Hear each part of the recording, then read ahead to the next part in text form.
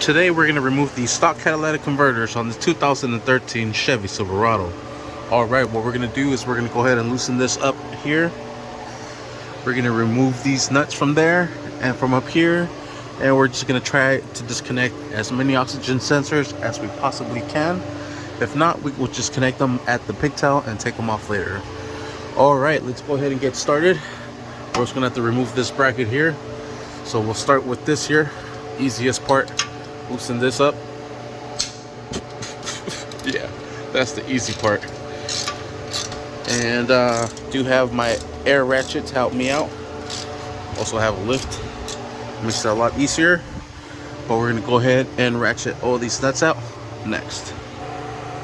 Alright, and we're gonna be using a size 15 to break this loose. And you might need a swivel for this one. Not for this one, maybe for this one.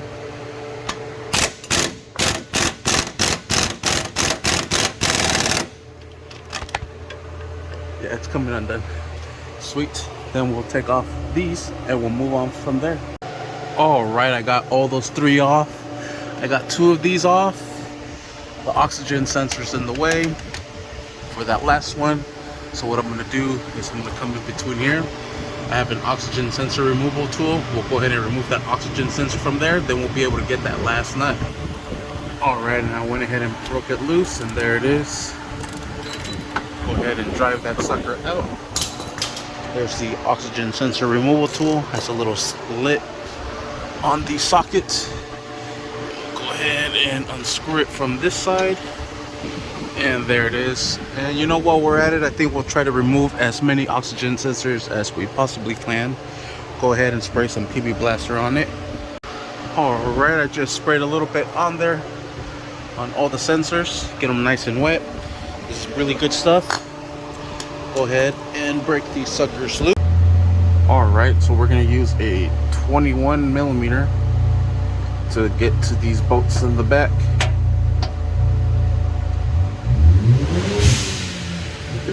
We're going to use a crescent wrench on this side to hold it back, and then a 15mm for the nut that's right in there. We're going to take this one off, loosen this one, leave it on there, and we're going to take both of these off. So that way this whole pillar just swings down and this one catches it into place. So let's go ahead and do that. Alright, I got the center one off, that one's loose, this one's off, this one is off as well. I just got to get it out. Then this whole support beam is going to come down.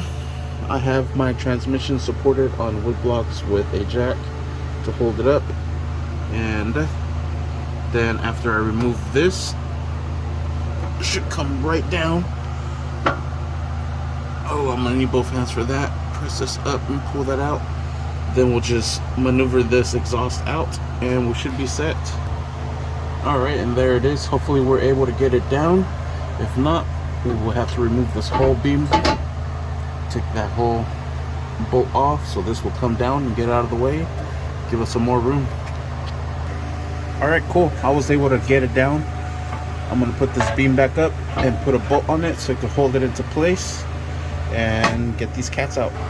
Alright, and there it is. All I did was pry up the transmission a little bit more so it give me more clearance. And you can see the little gap right there. Perfect. But these are free and coming out. And there you have it. That is how you remove the catalytic converters on this 2014 Chevy Silverado. Thank you for watching. Please like and subscribe.